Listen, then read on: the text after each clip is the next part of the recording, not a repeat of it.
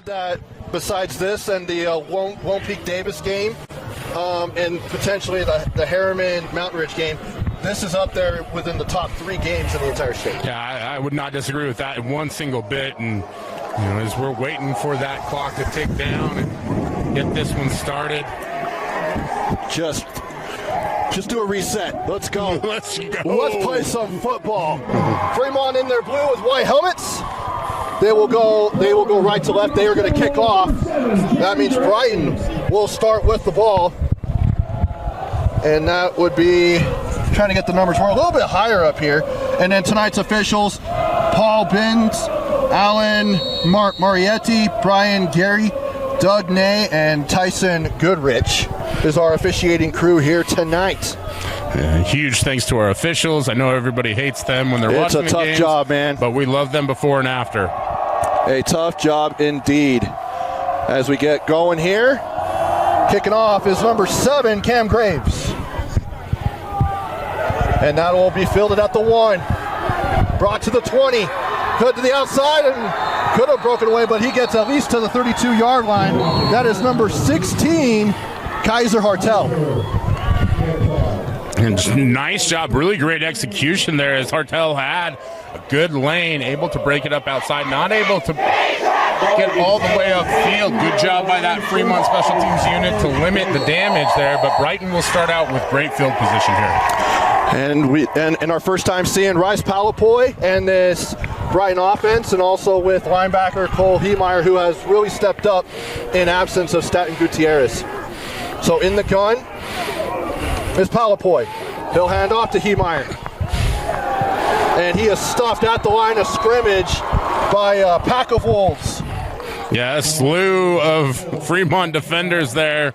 Apt description, a pack for sure. And no surprise there with the play call. Brighton wants to establish the run game. Fremont is up to the task of stopping it. 2nd and 10. At the 32-yard line. Takes the snap, hands off. Heemeyer again, this time he's able to get to that second level and push ahead, and a gain of about 8, Brian, on 2nd down. Yeah, you talk about Cole Heemeyer as if he's a linebacker. I think it's safe that he's graduated to a running back. You can see it there. It's the vision, the patience. He waits for that offensive line to create a crease, and then when he finds one, he drives defenders backwards. 8-yard pickup on a handoff, Trevor.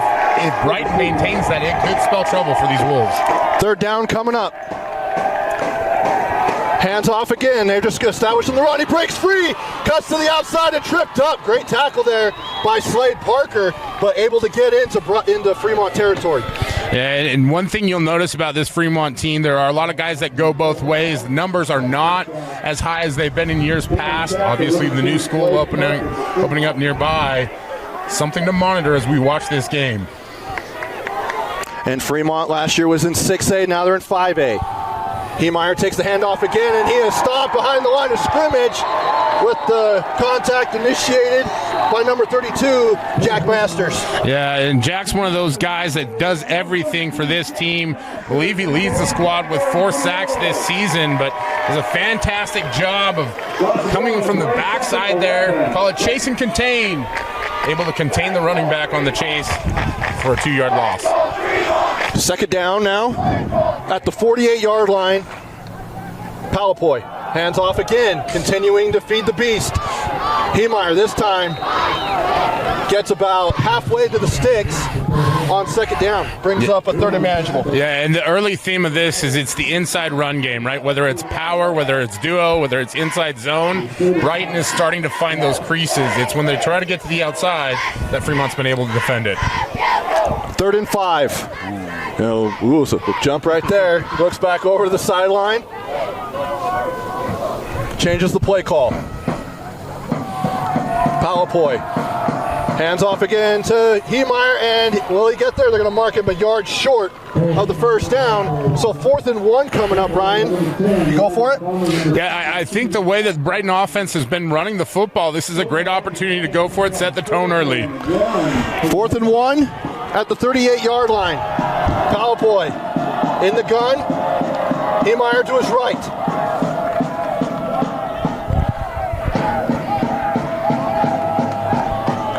You see the reset here from Rice Palapoya as he's deep in the backfield now. Oh, and then a little pooch punt. And it'll be down.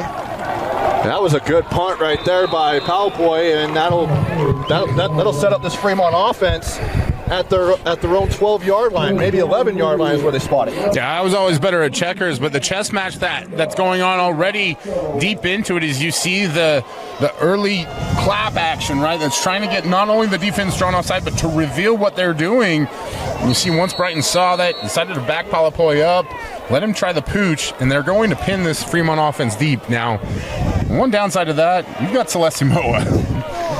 Yes, you do, but they're going to hand off to the outside, to the 20, and brought down. That's number 14. That's Taylor Graham. And great job by Graham just getting to the outside, getting upfield. I see Fremont going with tempo here. Love the call from Coach Tuatangaloa. Now they go to the outside, and it's bobbled, and it goes incomplete, but do they call it a fumble? They're going to say, no, it's incomplete. Intended receiver is Tiger Burton. Yeah, avoided a near disaster there. You know, it's just a simple screenplay, but sometimes those can be a little bit hard to execute when you're going with tempo. Fremont trying to capitalize on that. Bites them in the backside just a little bit there. 8:13 to go here in the first quarter. Tuatagaloa looking deep for Parker. And it is caught. But they say he was out of bounds when he did catch it. Great coverage there by number 25. That's A.J. Enigbo. Yeah, no surprise there. Enigbo with the coverage shoves the wide receiver out of bounds before he's able to establish any kind of presence in bounds. And that's one of those rules that differentiates between high school, college, and pros, right? It's a little different here at the high school level. Another reminder, face guarding is legal at the high school level. So as you're watching at home and wanting to throw your own penalty flag on some of those plays, NFHS.com or .org, whatever it is, you can check out what the rule book says. Yes, you can. So 3rd and long, 3rd and 10. Empty set here for Tuatagaloa. Going out to Parker again. He's got him at the 40. Down to the 45, and that'll be a first down and then some here for Fremont. Yeah, that's why Tuatagaloa is such a threat, right? He's outside of the pocket. You want to try and limit him in the rush game. His receiver finds a great spot in the zone there. Nice job by Parker. Get the completion, get the first down, and maybe more importantly, an explosive play here for this Fremont offense. Love to talk about explosive plays because they typically lead to scoring drives. Slade Parker with 685 yards and 14 touchdowns on the year. He had 2 touchdown grabs last week against against Alta. Tuatagaloa rolls out to his left. Pump fakes. He gets to the 50 and out of bounds at the 45-yard line. A great scramble run there by Manasseh Tuatagaloa. Yeah, and that's really the talent of Tuatagaloa there on display. He's able to juke defenders and use his legs. It really punishes a defense because it puts them into confusion. They don't know if they need to defend the pass or stop the run. Brighton early on getting tested. They may have to adjust. I know everybody loves to talk about a QB spy, but realistically, it's more about containing the QB with the rush. Fresh set of downs here. Tuatagaloa, he'll hand off to Graham, and he'll maybe get back to the line of scrimmage. No gain there on first down. And that's where I think this Brighton defense may have an advantage is in the interior, and it's not an enormous front, but it is stout and strong. A couple defensive linemen there that have been excellent all year for the Bengals in Sam Tauvau, Jackson Nettleton, both 6'1". Tauvau coming in at 305. He's a load there in the middle. Now they look over at the sideline to Coach Tuatagaloa. Got it back behind him in the pistol. Hands off to Graham. He'll find a hole and is able to get about 3 yards there on second down. Yeah, found a hole in it, closed quickly as that Brighton defender was able to fill that gap, and that looked like number 92 there, Jackson Nettleton on the backside in pursuit, and excuse me, not 92, 52, Sebastian Ramirez. Nettleton is 92.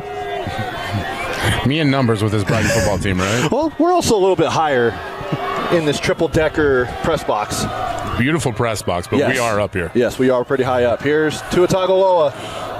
He's got a man. That's number 35. Looks like a fullback. And that's Cole Watson, but he's a tight end. Yeah, Cole Watson, not the normal height that you see in a tight end, but definitely the strength. And you see Fremont up and ready to go. Again, trying to go tempo off first down. Tua Tagovailoa goes up into the pocket, throws it deep. He's looking for Moa, but overthrows him. And it'll be an incomplete pass it'll bring up second down. And you see Coach Tua Tagovailoa calling the plays like a lot of high school coaches at this level, where they choose one side of the ball. They're also the coordinator with Coach Sutera. As Frankie Sutera is the defensive coordinator, and you can see that their plan is to try and keep everything in front of them. It's a lot of deep drops and zones, protect against a big play. Handoff to Graham again. It's clear that Cade Hadley will not play tonight, but they've got a plethora of guys who can step up, and Taylor Graham's been one of them. Yeah, not a lot outside there. William Little did a good job on the edge, and the senior at 6'3", 200 pounds. He is a great athlete for this Brighton football team, and this linebacking unit probably not discussed as much, but they are a really stout group, technically sound as well. 3rd and 11, 4:55 to go. Oop, and they jump. I believe that'll be encroachment, and it looks like it. And it's on Nettleton. Just got a little antsy there. And great job by our head official, Paul Binns, as we can hear him all the way up here in the booth. That is no shouting. Need for a microphone for that man, and he is a veteran of this officiating crew and this UHSAA group. Tua Tagovailoa, 3rd and 6. Goes up into the pocket. He'll look deep for Moa in the back end of the end zone, and it's incomplete. Probably would have been out of bounds anyway. Now to bring up 4th down. Yeah, you can see Manasseh Tua Tagovailoa's got a lot of arm, real live, a lot of zip on it. Just a little too much as he's trying to get outside and maneuver in that pocket and find a clear platform to throw off of. And for these high school quarterbacks, that's always the hardest part. And now Cam Graves will attempt a field goal. A 42-yard field goal. 44. And the kick is up. And it looks like it went left, and it did. No good. Brighton will take over at their own 25-yard line. Brian, 0-0 is our score. We have a pooch punt from a quarterback and then a missed field goal. Yeah, I don't know if that's quite what we expected given these two offenses and what they're capable of doing, but I do think this is what we hoped for, is two very evenly matched teams, two teams that are conditioned and used to making plays to limit their opponent, and I think that's exactly what we're seeing. I think to my pleasure, to my enjoyment, it's the Fremont defense has really stepped up early on. Curious to see how they're able to do with this second drive now. Bryce Palapoy trips to the top of the screen. Hands off to Hemeyer. I don't think he's attempted a pass. And they're saying a fumble. We'll see what the official says. And it is turnover. Fremont will take over. It never officially heard a whistle, and so it's a question of when the forward progress was stopped. And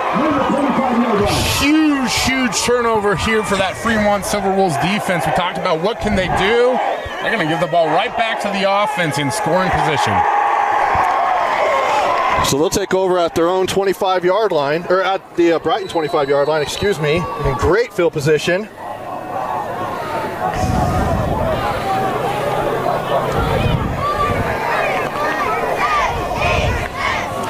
Tua Tagovailoa, he'll hand off. I believe that's Taylor Graham, and he got upended pretty hard. That looked like a hard hit. Oh, that wasn't. That was Burton. But he gets up, walks back to the backfield. And Brian, we've got some great games going on right now. We'll get to those here in just a second. Tua Tagovailoa back in the end zone. Celeste Moa, was he in? Incomplete, but my goodness, that looked good. An incredibly acrobatic play by Moa to try and get that foot in bounds. Again, it's on that far sideline, and the one camera setup, we unfortunately don't have instant replay, but regardless, he'd been an inch closer to that blue turf. What a game-changing play that would have been. Moa will line up in the slot, trips to the right of Tua Tagovailoa. He's got a back behind him. He'll drop back. Go up into the pocket. He'll look for Slade Parker, and that one way overthrown. He was trying to hit him over the track. And to take a play to bring up 4th down. Listen, I'm not a quarterback coach, but I would tell Manasseh the same thing that I tell my Little League quarterback. We got enough arm. We're good there. Just make sure to stick with your mechanics. Throw that ball where you need to throw it. Just a little long on that one, and part of it may have been there's a slew of Brighton defenders, so he's trying to put it right in the one spot where his guy can go get it, just a little too far out of bounds. Same field goal distance here for Graves, because no movement has been done in the last 4 plays. And it go across the line, and that'll at least move him up 5 yards. But no, it's not an automatic first down. Just a 5-yard penalty, and to your point, Trevor, that's the only movement on this drive so far, and at the very least gives. So now it's a 39-yard field goal. A little bit better angle, a little bit better approach.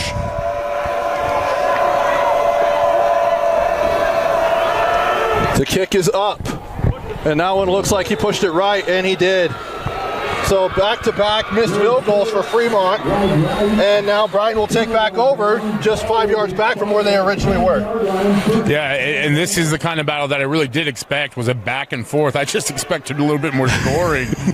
Seeing early on, defensive effort, the name of this game, and for Fremont, I think the real uncharacteristic thing was no yards gained outside of the penalty on that last drive. If you'd have told me that coming in, the way this Fremont team has played all year, I would have told you were crazy. I tell you that sometimes anyway. Yeah, you do.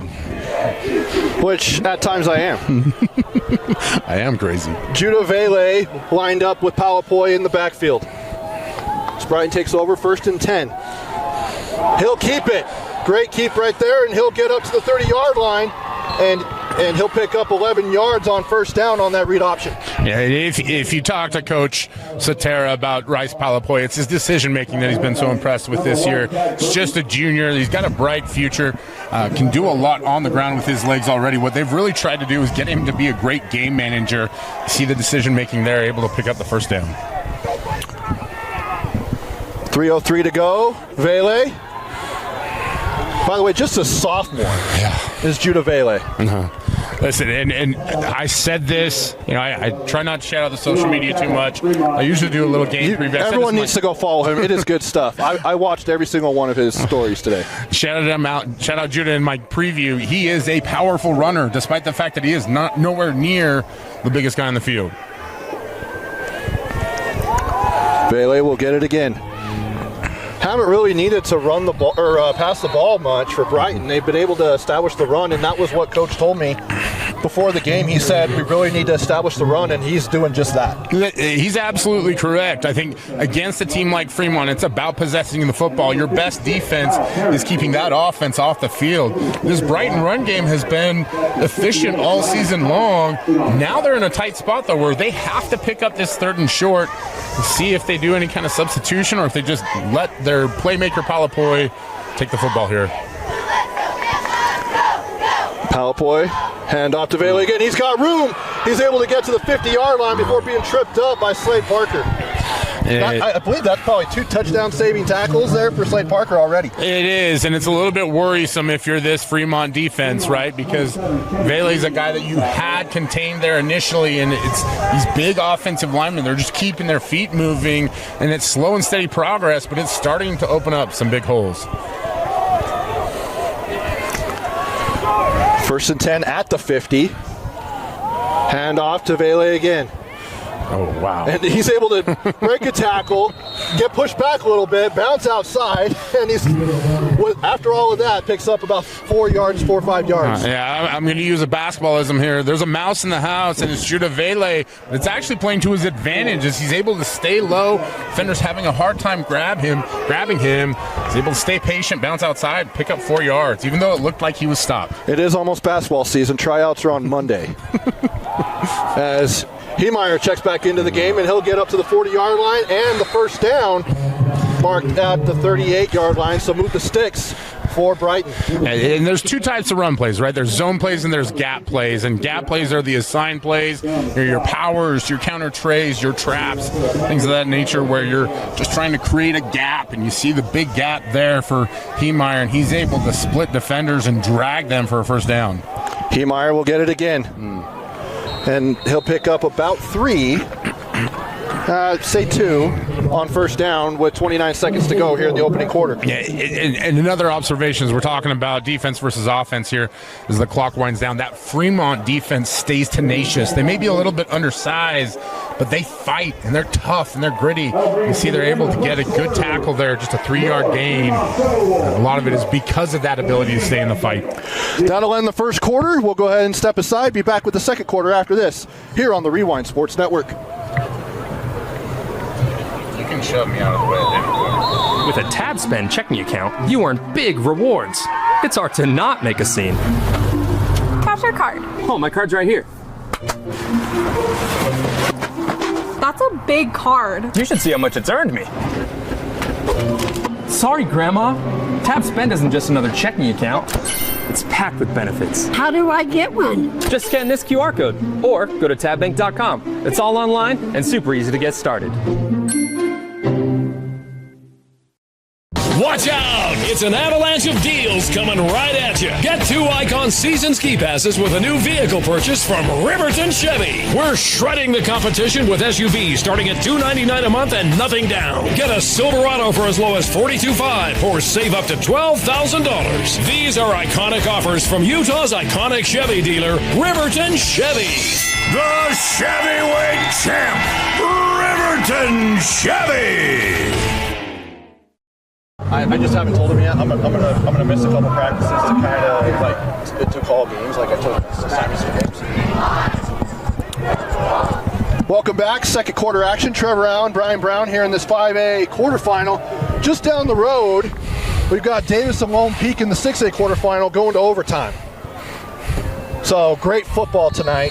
Hopefully you're curled up on the couch with your app, the KSL Plus app, KSL Sports app, KSLSports.com, your smart TV, your iPad, your laptop, wherever you may be, pull up the many, many games we have across the network here tonight. Yeah, and if you are listening at home to the number of ways that you can watch it is because our very own Trevor Allen is the king of streaming at KSL Sports. Grateful to have him out here, though, tonight.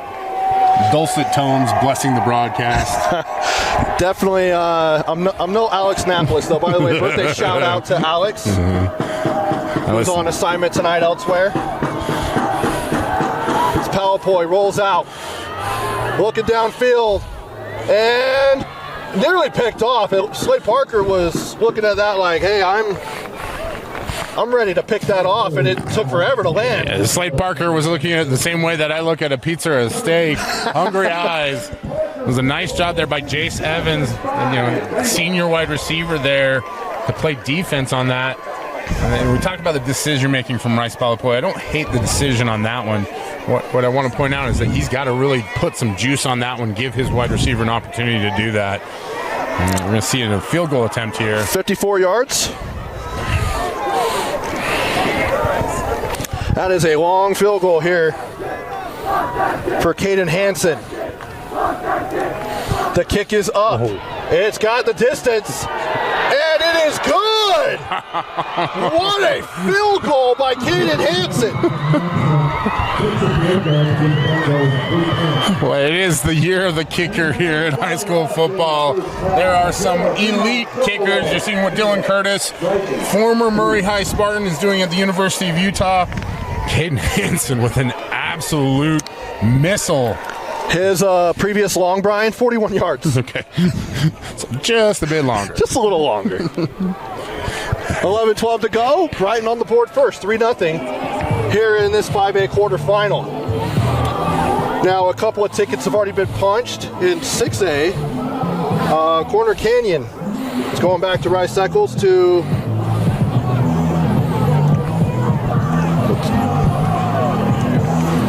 they are going to defend their title.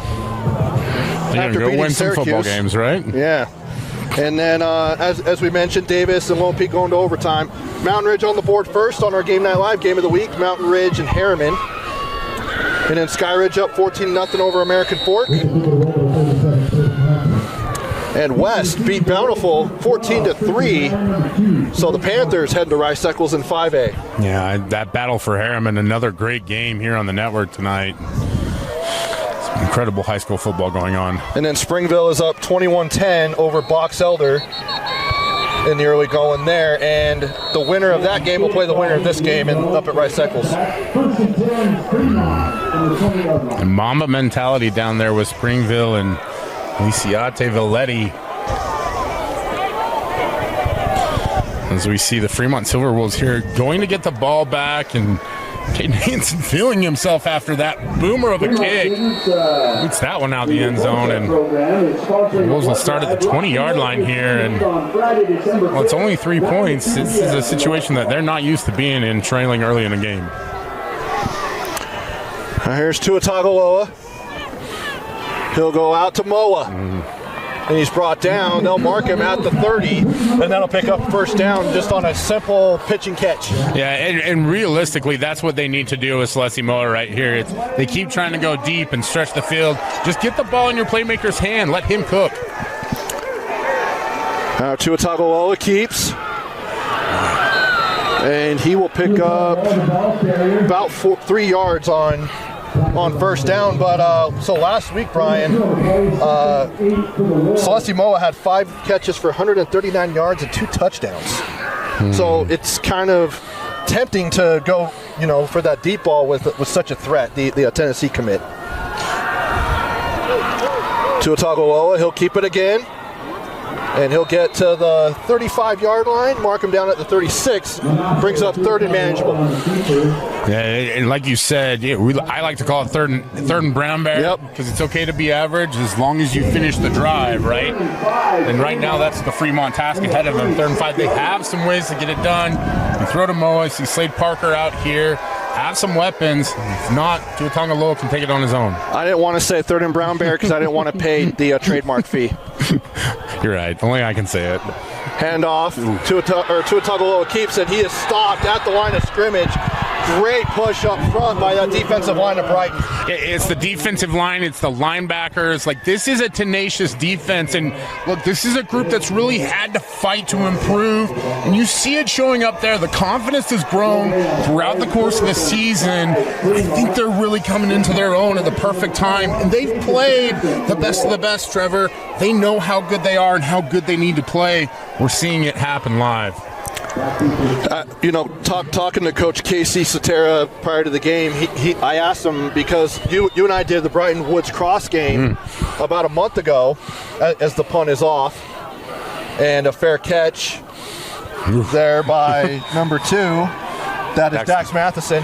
And he was saying in that game about a month ago, he's like, our goal right now is to just be playing our best football in November. And I asked him that today. I'm like, are you playing your guys' best football? He said, absolutely, I believe we are. Yeah, and I talked to him after the Brighton Alta game, and that was a tough fight for them against a team that I think they feel like they were better than, but actually beat Alta with a backup quarterback. And it has all been a part of the process, and we have so many great coaches here at the high school level. Casey Sotera, Nate Tua Tagovailoa, 2 examples of that. And jumping to the outside is Vele, and he will get near the first down marker. Gain of 9 on first down. A big run there by Judah Vele. 5'8", 155, Trevor, and he's running people over. He's incredible and just a great weapon for this offense. Can line up in the slot. And you can get 8 yards on first down. That is fantastic. Powell Poi trying to get him to jump.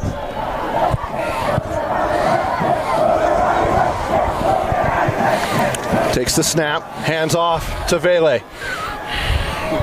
And he'll pick up 6 yards right there on first down, or on second down, excuse me, and that will move the sticks. Yeah, and listen, we're talking about paying trademarks. Marshall Huber, congratulations, young man. Welcome to the Pancake Platoon. Salute to you, as he had a great pancake block on that one, not only picking up the first down, but you're starting to see this offensive line really wear down that Fremont defense. Breakfast for dinner for that young man. Extra syrup. Definitely.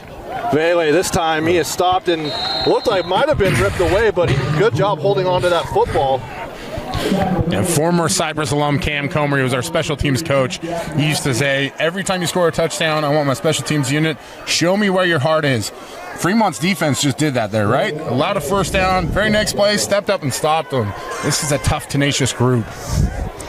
And I was overhearing a conversation between Coach Satera and Coach Tuatagaloa, I'll tell you after this play, as Vele was able to get back to the line of scrimmage and not much more than that on second down, and it'll bring up third and long. But Coach was saying, Coach Satera, I overheard him telling Coach Tuatagaloa, he's like, you're a class act of a coach, and the amount of respect they have for each other. And in one of the biggest games of their in the biggest game of their season, both of them are trying to get their programs to Rice Cycle Stadium.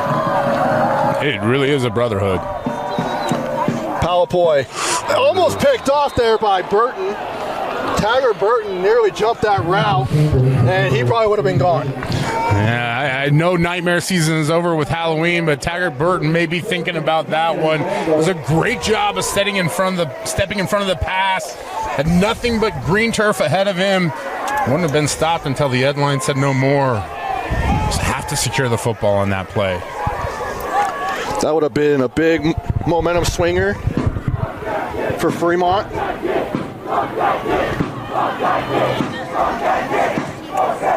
That's the punt.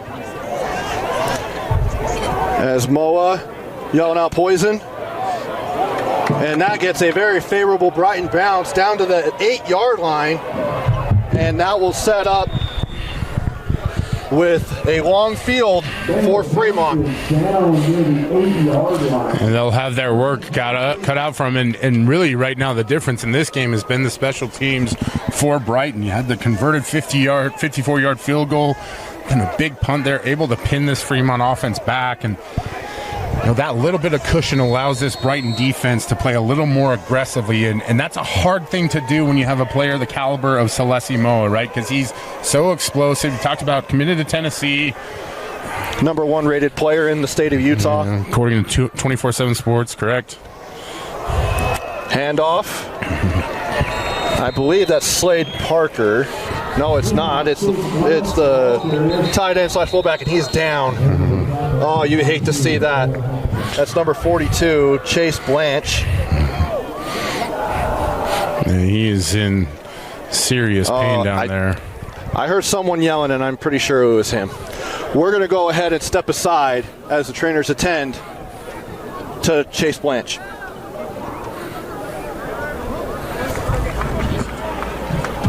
Welcome back.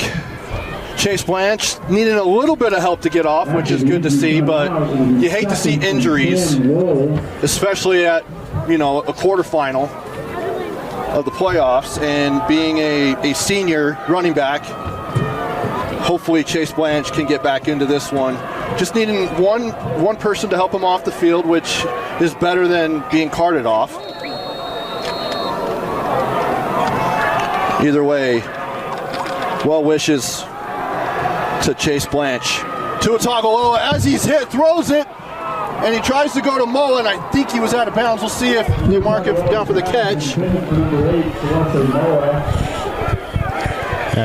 Going after Moa, he also had Slade Parker deep on that route, and I think we have a great viewpoint, the best kind of all-22 here. If you're that Brighton defense, you're a little bit nervous about how they're able to start stretching that zone, and eventually Manasseh is going to hit one of those throws. So you just want to make sure that you're covered as best you can. But I tell you what, this Fremont offense just feels like it's boiling, right? And just ready to go over the top. They've taken a few shots already in this first half. Tua Tagovailoa pump fakes, goes to the screen, tries to go to Graham, but throws it too low. Incomplete, and then I'll bring up 4th down. Like the call a lot from Coach Tua Tagovailoa. You see what Nate's trying to do. He's trying to take advantage of that pressure, and Brighton just does a good job of staying home, really. And I thought they would have brought the pressure in that situation, too. You have an opportunity to really bury Hanase, but... Coach Nate Tua Tagovailoa, his father, really giving his son an earful. Well, dads can be that way sometimes. Oh, yes, they can. and to the point, it's a great call. If you execute it, you've got the screen pass there. And great field position here for Matheson. He'll get to the 30 before he's being stuffed, but that is great field position once again for this Brighton Bengals offense. I'm nowhere near the legend, so I'll never have something like the All-Madden team. But if there ever was an All-Brown Bears, Dax Matheson would be on it. I've loved watching him all season long. You see it there. He's shifty, he's speedy, he's also tough as nails. He drops his shoulder, able to pick up a few more yards. And it's not a massive gain in the stat book. It's not a huge deal. Just love those little plays that shows you a guy really cares. I'm telling you what, we need to do a video of the all Brown Bear team. I would be fully invested in We that. might get an all Hansons or an all Francis team, but no, we're not doing that. All Brown Bears would definitely be 3rd or 4th. Brown Bears number on one. the list. Number one priority. Make it happen. Palapoi looking deep into the end zone for Jace Evans. Double coverage there, but Slade Parker was able to break it up. Yeah, whatever you want to call it, safety blanket, stuffed animal, whatever Celestimo is to Manasseh Tuatangaloa, that's Jace Evans to Rice Palapoi, right? And you see it. He's got 2 defenders on him. Rice throws a great ball, trying to split the difference. Just a little too much, a little too late. He's out of bounds. I like the thought from Coach Soter and his staff trying to take a shot here on 1st down. You know you've got a kicker who can kick it. You know you've done well in the run game. Why not try and take a shot? It really seems as though, Brian, that both quarterbacks are struggling with as far as overthrowing here in the early going, as the pitch out to number 21 for Brighton. And that is William Little. And a gain of 0. Brings up 3rd and long, but yeah, Brian, have you noticed that as well, that the quarterbacks just can't, it seems like they're putting a little too much on the throws. Listen, in these games, nerves really play a factor here at the high school level, and I think, to some degree, there's that. I think some of it is that we're seeing really great effort by both defenses here. Like I said, Fremont's got 2 guys out in coverage there, and so that really forces a tight throw and a tight window, and Palapoi just being a little bit long. Not surprised, and Brighton hasn't thrown a lot of passes already tonight, so it's going to take him a little bit of time to warm up and dial it in. But I think, you see Coach Soter call timeout here, and I think the big reason for that is it's 3rd and long. Really what you want to do is you want to minimize any kind of critical mistakes, right? You make sure your guys are on the same page. So you're telling Rice, if it's not there, don't throw it, right? Just go out of bounds, throw it deep into the end zone, whatever you have to do to get rid of it. Don't force anything here. Don't give Fremont more momentum, because I promise you, Trevor, if you give this Fremont team an inch, they will take a mile. They definitely will, and a big learning experience here for this junior quarterback, Rice Palapoi. He'll be back next year for Coach Soter in this Brighton Bengals offense. He's in the gun on 3rd and 10. He'll take the snap, and he'll keep it. He'll get to the 25, cut back inside to the 20, and he'll pick up a 1st down. What a gutsy run there by Rice Palapoi. You can see what a good athlete he is, and it's something that they don't use extensively. They try to time it well, and it's a good job there of getting the QB run, picking up the 1st down, and Rice Palapoi is playing confidently right now. At the 20-yard line, 1st and 10, as they're knocking on the door of the red zone. Vele, he'll get the run into the red zone. And he'll look to gain about 5 yards. And he'll gain 4 there on 1st down. And you're seeing some excitement there on the Brighton sideline as they love Vele just pushing the pile. But I'll tell you what, we've kind of hit that point in the game where it's a little bit of an emotional lull, right? Both teams come out, they're fired up. It's a lot of adrenaline, a lot of motion pumping. Now it's about playing disciplined football, and that offensive line has got to get their feet moving to really push the pile. I mean, 5 yards is great, but you were just road grading them earlier. Huge credit to this Fremont defense. They're stepping up again. This looks like a Rhino type package here. As they hand off to Little. And he'll get near the first down marker. He's a yard short, so it'll bring up 3rd and 1. Yeah, that heavy package that you're starting to see all over the place, and it's big number 90 in there for Brighton, and they love what Sam Talbot can do. He's scored a touchdown this year against Alta. Got a great shot. Caleb Brown, Scotty Stevens, some of our great freelance photographers here in the Valley. Caleb got a great shot of it. If you can, go support their stuff, obviously. Absolutely. Back to that same package, Little. And nothing there. Great job up front by that Fremont defensive line. It really is outstanding, and I'm just sitting here shaking my head and nodding because they got so much push, but it's the edges of that Fremont defense that fought back, collapsed the gap, able to close and contain and limit the gain there. So now Brighton has to kick the field goal, and listen, Caden Hansen kicked a big one, so you have to expect that this one should be close, but it's high school sports, it's high school kickers, you never know what might happen. Huge credit to that Fremont Silverwolves defense. A chip shot field goal here, but I guess, as you said, at the high school level, there's no such thing. Yeah. Hansen will go up, and the kick is good. So 6-0 now for Brighton with 2:42 to go. But still anyone's ball game, Brian. Absolutely, and I think you're hearing the fans cheering on the Brighton side of things, but realistically, if you're Fremont, Brighton had the ball in your territory. You held them to 3 points on that one. The way that they've driven the ball and run the football, that's a win. That's a feather in your cap. If I'm Coach Tuatongaloa and his staff, I'm screaming on the sideline, that's a great job. In fact, we could just hear him right now saying the exact same thing. Yep. He's pretty dang close to us as far as you can. He's right up against the bench, and he's talking to his son again, probably saying, hey, the defense was able to hold him to a field goal. Now you got to go out and take care of business. I see, I believe Coach Moa down there as well, talking to the defense. Former Utah legend. And really an Ogden legend. Yeah. Well, so is Nate, too, Tuatongaloa. They are both, yeah, for sure. They're the Ogden, Weber County legends. Tip-top athletes. They have been... And great individuals, too. Have been a critical part of developing so much of the football culture up here. And like you said, just great individuals, a great asset to the community. This Fremont community, I think, is one of those ones that they don't get near the attention that some of the teams down south do. But this is such a stellar community. These people care. They show up in droves. They want to be great. They want people to come out and watch their games. They're very welcoming. But I tell you what, they're trying to give them 60 minutes of disaster for the opposing team every time you come up here. And then just a update on Lone Peak Davis. They're in double overtime right now. Davis stopped on 4th down. Lone Peak took over, and they have a chance to win it. As Tuatongaloa keeps it, ball's loose, but offensive lineman falls on it. Great awareness there by the big fella up front, number 51 for Fremont. That is Joshua Summerhill. Yeah, awareness level 99 there for Joshua as he's able to get on top of the football, and you see Fremont trying to catch this Bengal defense a little bit off guard with the quarterback draw there.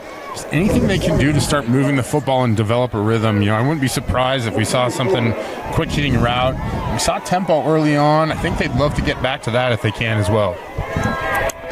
2nd and 6 now. Tuatongaloa drops back. He's looking. He's going to keep it. Nope, he throws it over to Slade Parker at the 40, and he's down right there. Great awareness there to be able to still pick it up, even though it looked like he was going to tuck and run. Yeah, it was a no look if I've ever seen one, because he had Taggart Burton out there in the flat, kind of looks it off, tries to run, and then finds Slade Parker wide open for a big gain. Fresh set of downs, hands off to Taylor Graham, spins, and then brought down on the Fremont logo near midfield. And that is, he'll bring up second and Brown Bear. Yeah, it's okay to be average as long as we're finished. And a nice job by Lehigh Tatioli on the tackle there. You see Fremont throws to the outside here, and boy, Slade Parker not only picks up the first down, but drags multiple defenders. Now we have a whistle here. I'm not sure if this is, I don't see any penalty flags out there, but. Penalty. See what's going on while we wait for the call. Score update. Lone Peak has upset Davis. They are going to Rice-Eccles Stadium as an ineligible man downfield. He does not need a microphone, that's for sure. Good on him. But yes, Brian, reaction real quick. Lone Peak stuns Davis. Yeah, I was able to call that Lone Peak game last week, and it was a team that, the return of Kepa Nimatolu really felt like it had boosted them. You see, they go into a hostile environment and come out of there with a win. It's a shame to see Davis' season end. They've been fantastic all year long. Tua Tagovailoa looking deep. He's got Moa wide open, and it's caught to the 25. Cuts back inside, down to the 15, and he's pushed out of bounds. And a big-time play. Finally, a connection between Manasseh Tua Tagovailoa and Celeste Moa. It was only a matter of time. Moa wide open there in the deep into Brighton territory. You see Fremont up and ready to go with the tempo. And a flag. But my goodness, he was pretty open, and normally he's not like bracket him, but there was a DB probably 5 yards away from him. Well, and that's the part where it's scary as you're a defender because you don't have any help, and Celeste Moa is so good and shifty and able to make moves, and on this one it looks like, I'm not sure if that was an inadvertent whistle or they what ended up picking up the flag. 1:07 to go here in the first half. Fremont trying to take the lead as they will get the ball to start the second half. Tua Tagovailoa with Graham behind him.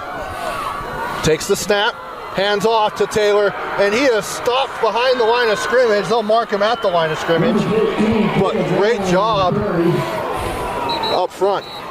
Yeah, fantastic Coach job. takes a timeout. Yeah, fantastic job there by Grady Bell. He tackles the defender deep in their own backfield, and for Brighton, that's a great stop. This is what they need. They can't let Fremont score a touchdown here. Smart call by Coach Tua Tagovailoa to call the timeout there and settle his guys down, stop the clock, really focus them in, because if they can get out of this first half, which has been such a tightly contested affair, with a touchdown, Trevor, that would be huge for momentum going into halftime. 55.8 to go here, Brian, and sad to think that we're all done after tonight. We'll hand it off to Dane, Jeff, and the Rewind crew to do pre-half and post, and a special guest for the 6A. For the 6A semifinals. I don't want to reveal it. I don't even know who it is, so I'm intrigued. I'll tell you off the air. I don't want to reveal it to our audience here. I want them to find out prior to the game. But then, and then also JJ and Sly will be on the call for all 4A, 5A, 6A semifinals and championships at Rice-Eccles. Tua Tagovailoa in the gun. He's looking. The back of the end zone to Celeste Moa, and he catches it! What a grab! Touchdown, Fremont! Incredible! That's why he's the best wide receiver in the state. Right there, you see Dax Matheson close in coverage. Celeste says, "Not today!" Rips it away, scores the touchdown right before halftime. And that's why he's the number one recruit in this great state of Utah. I believe that's his 16th touchdown grab of the year, which is top 5 in the state. And considering he's missed a couple games too, right? Yes. He's well over 1,000 yards as the PAT is good. So now 7-6, Fremont with 47.3 to go here in the first half. And as we see up here in the booth. I'm not going to acknowledge that because it's 7-6. It's not 6-7. We're not doing that garbage. Not on this broadcast. A certain score. It's inevitable, Trevor. It's taking over the world. No, it's not. Everything is 6-7. I don't want. Nope. I am not going to embrace it. Nope. Austin Bigelow, not happening. I read from left to right all the time. Time doll. Nope, I'm not doing it. You always go higher number first in broadcasting. It is not a 6-7 lead. Shout out to our broadcast assistants tonight. Yep, brought a couple of young ones who are on top of that 6-7 garbage. And they had Kanye West Family Business playing earlier tonight. It's not just true out there on the football field, it's also true up here. Yes, it is. Boy, what an answer for that Fremont Silverwolves offense. Now we'll see if Brighton will answer with 47.3 seconds left. And they have 2 timeouts. Both teams have 2 timeouts as that one goes into the back of the end zone for a touchback. So Brighton will take over at their own 20, 1st and 10. And for Brighton, this is maybe an opportunity where you want to try and see if you can get some quick game going and pick up some chunk yardage. And you got a kicker who's got a leg. Yeah, that you do. And on top of that, Fremont does get the ball at coming out of halftime. And so really what you're looking at is trying to limit whatever you can with that Fremont offense. And you can get some points on the board. Could be a really positive response for your unit. But maybe more importantly than that, you just don't want to turn the ball over here.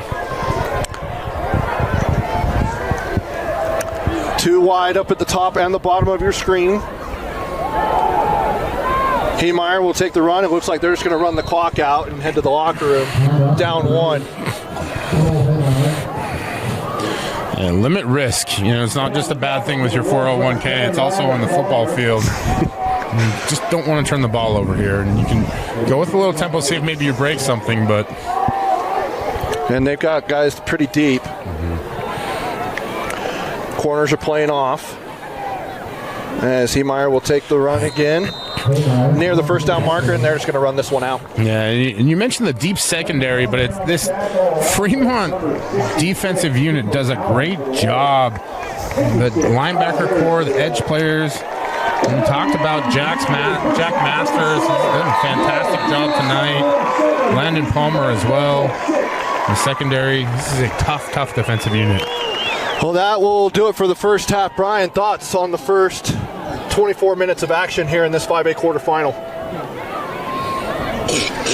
I think less of an offensive output than we expected, but definitely the kind of game that we thought we were going to get tonight is 2 very tough, closely matched teams in a tough, contested battle here. Excited for the second half, really is my takeaway. Should be a lot of fun. We've got 24 minutes to go, but we'll go ahead and step aside for halftime. We'll be back with second half action after this short break. You're watching the 5A quarterfinals on KSLSports.com and the Rewind Sports Network. Wolves with the lead as we get ready to start this second half of action. Winner will go to Rice-Eccles Stadium to take on the winner of Box Elder Springville, which is going on right now. Trevor Allen, Brian Brown. And Brian, after that first half filled with a lot of different things, you know, you had missed field goals, you had long field goals, you had nice touchdown grab, you know, a lot of different things happening in this game. If you're the coach for both of these teams, what are you telling your guys coming out here for the second half? But if you're Fremont, we've got all the momentum, right? It's all on our side, and all we needed to do was get Superman to take off his suit and show that S, and really that S stands for Celesi and Celesi Moa, and they did a great job of closing out the first half exactly how they needed to do. For the Brighton Bengals, Coach Cetera, it's, hey, we played outstanding for almost all of the first half. We just have to keep doing that, and we'll be just fine. We'll also give you some of the scores from around the state as the 4A, 5A, 6A quarterfinals are tonight. As the Kick return here to the 20 and near the 25-yard line sets the Fremont offense up nicely here to begin their first drive of the half. And a little bit of a shorter kick there, and you see Hansen trots off the field. Does allow Fremont with better field position than they've had for most of the game. I think it's been another aspect is field position has been a pretty monster factor up until that very last drive. Fremont had not been able to overcome it. So 1st and 10 here for this Fremont offense. A little bit of movement up front. Almost went in. Now they're changing the call.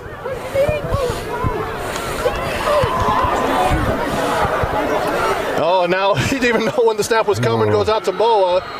And gain of nothing on that play, but a little bit of disruption going on there. Yeah, a nod to the Overthinkers Anonymous Club, as which I am a founding member. And as a coach, sometimes you can get a little too deep into that stuff. You see, Brighton jumps, but somehow did not cross the barrier, which is a bit surprising. Again, at the high school level, as soon as you cross that neutral zone, it is offsides. There's no infraction, no encroachment. You can't go and get back on.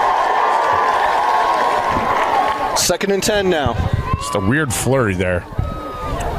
Play action, and he is swallowed up and sacked. That's big number 90, Sam Talovau. Big Sam, the sophomore, gets in there, and he does a great job of just shedding the center there and ripping through and bringing down Tuatongaloa. He is going to be a talented player for years to come, and that's one that Coach Shutera is glad to have on the roster. You see, that's a big sophomore, Brian. Yeah, he is. I mentioned earlier he scored a touchdown as a fullback this year. You can see the athleticism. He's lined out here almost in a 4-eye, it looks like. Showing pressure to Tagovailoa. Nettleton bringing the pressure. He throws it deep and nearly had Moa. He wasn't looking, but had he turned around, he would have been able to make that play on the ball. And that's the beauty of Celeste Moa, right? Like, he's almost open wherever he's at on the field. He's just got to be looking for it there. He doesn't expect it because Tuatongaloa is under such pressure. I think if you're Brighton, though, that's an alert, right? That's a problem. You don't want him to be that open when you've got two guys bracketing him. They've done that for most of the game. Luckily, Brighton avoids the catastrophe, able to put the pressure on and force the incompletion and get the ball back. Brighton's done a very solid job of limiting, almost blocked. It might have been deflected as Matheson is letting that roll. And it'll get down to the 35, 33-yard line. A very nice roll, favorable for Fremont. But Brian, this Brighton defense has done a really good job outside of the one touchdown drive of limiting this high-powered Fremont offense. They really have, and not surprisingly, that's Casey Sotera, Frankie Sotera. That's where they built their brand, is on the defensive side of the football. The Soteras are a football family here locally, experienced both at the high school and the college level, both playing and coaching, and Frankie's done a great job with that defense, and he is a bit of a savant when it comes to coming up with game plans. And I'm not comparing him to Morgan Scally, but on a similar vein in the way they see the game. They've done a really good job of limiting that Fremont offense. Handoff, no gain on first down as there's a little hand fighting between the wide receiver and the corner, but this portion of the game brought to you by Tab Bank. Tab Bank, home of the Tab Spend Rewards checking account with 3.5% annual percentage yield on your account balance and 1% cash back on eligible purchases for great rewards. Are just beginning. Convenient online and mobile banking with no hidden or complex qualification requirements. No minimum opening balance and no account fees. It's a big deal. Member FDIC. As Vele jumps through the middle, and he's able to get to the 49-yard line, just shooting through like a cannon. Yeah, and you see what's so great about Vele. When he finds a crease, he can explode through it. Just really speedy, twitchy guy, just a sophomore, and it's a great job there by Mathis Bell, Mathis Bell is one of those guys that seems like he's always in the mix, even though he's a corner, makes a tackle to save a bigger play, but Vele is special. And he gets up into the second level once again. He's got a first down, cuts to the outside, to the 30, to the 25, and he's pushed out of bounds, I believe, by Celeste Moa. Nope, that's number 0, Isa Tuatagaloa, but my goodness, 2 back-to-back big runs by Judah Vele. Yeah, explosive plays on the ground are monstrous for drives. You can see Brighton now threatening. I think this is the best field position they've had all game long in terms of trying to score a touchdown.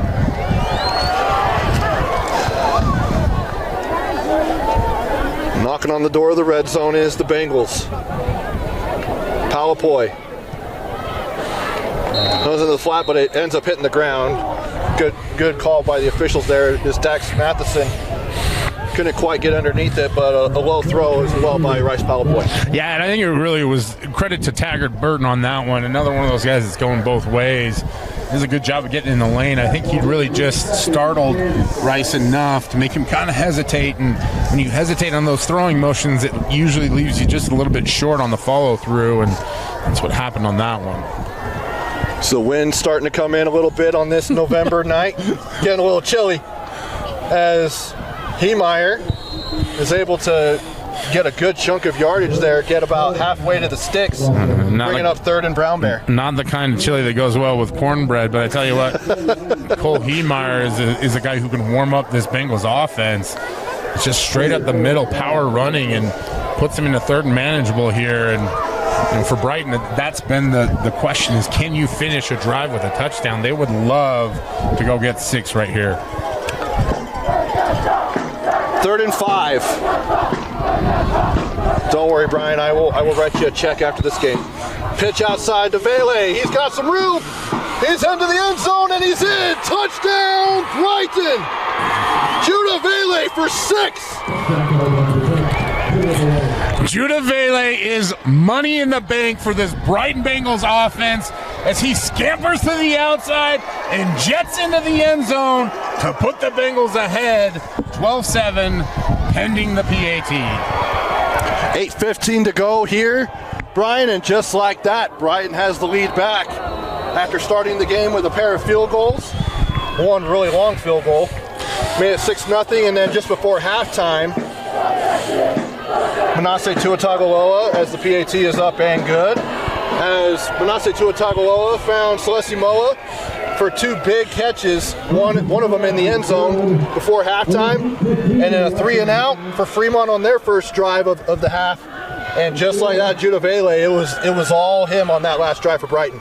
Absolutely, and just a great job of Vele finding the creases and knowing when to stretch the defense by going outside. Uses his speed to his advantage, but he's also, we talked about it, he's a power runner as well. He's not afraid to go between the tackles, make defenders miss, drive the leg drive. He's a special player, Trevor. I think he's only going to grow within this Bengals offense, and realistically, that was a huge flip of the possessions for Brighton, right? You get the 3 and out stop as Fremont comes out of halftime, and then you go down and score.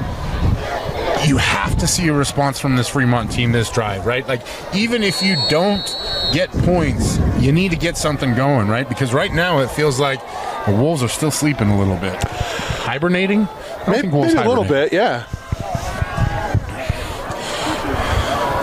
And that one goes into the end zone for a touchback. But Brian, they've just really, ground and pound has been their MO here in this ball game. They've just been going to the run game with Heemeyer. In that first quarter, it was all him. Judah Vele's had a bunch of big runs, especially on that last drive. But Judah Vele doesn't look like a power runner, but he welcomes the physicality. He kind of looks like that speedster who's got a quick twitch, but he'll welcome the contact. Yeah, he'll put a foot in the ground and drive, but really what he's great at is using that offensive line to his advantage. Those big boys up front, they move earth.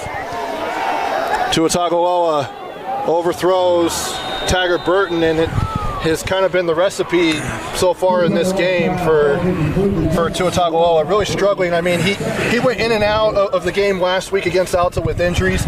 Maybe that's affecting him, but he's also a very savvy veteran player who many believe we'll be able to correct it. Yeah, he's not on the activity report, right? Because high schools don't require it. Even then, we probably won't get clear clarification, so we don't necessarily know what's wrong, but it's the rhythm that's off with him, right? He hasn't been able to connect on some of those throws that we normally expect him to.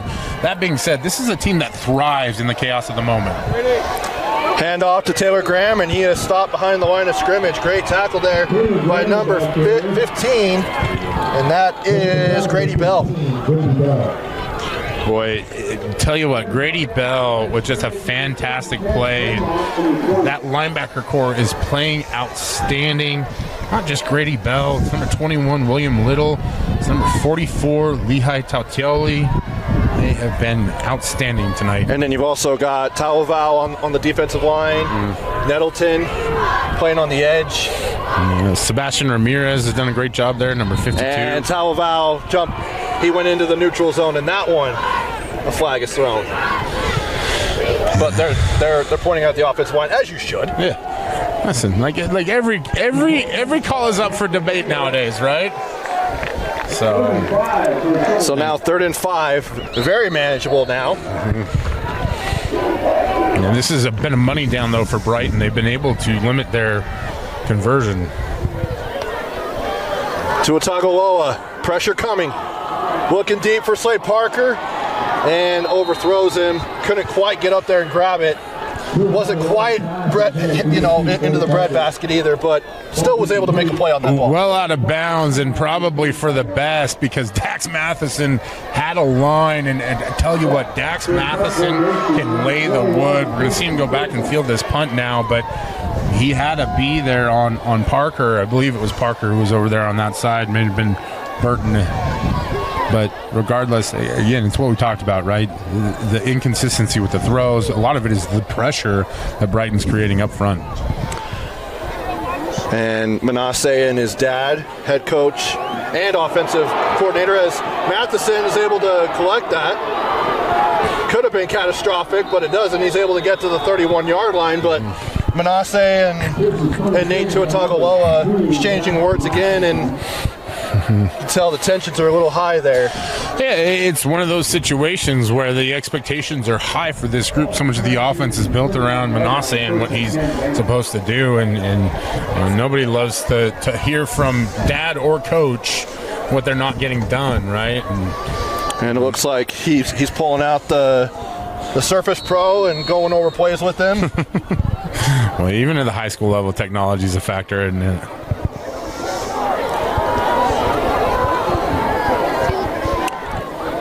Oh, that's actually a different coach. Nate's actually right there. They're all wearing the same jacket. Cut to the outside. That's Grady Bell. No, that's not Grady Bell.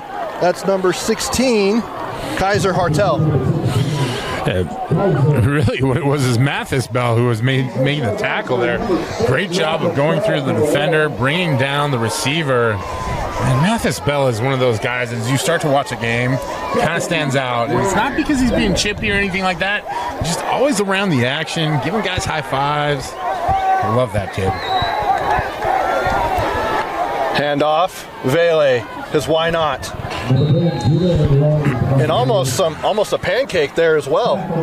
Some late breakfast for dinner. Breakfast for late dinner. Trevor's out here applying to try and get some of those residuals, but I tell you what, if you're watching at home, you're wondering why aren't you just handing the ball off every play to Vele? And you do have to keep that defense guessing and stretch the field, but he's been electric tonight. As he is able to pick up the first down right there on 3rd and 3, and moving the sticks again is the Brighton Bengals. Yeah, and just slow and steady, right? Like, it's not just about the tortoise pace. What it is it's about wearing down that defense, and it's become a staple of football across the state, the college level, the high school level. You want to just wear down your opponent and run them over in the fourth quarter. Brighton has a great drive going here. 6:05 to go. Ooh, Vele, big hit there. I believe that's number 10 for Fremont. Landon Palmer. Not surprising, Palmer, one of the leaders of this squad with tackles, but also I need to shout out number 73, Lachlan Cruz.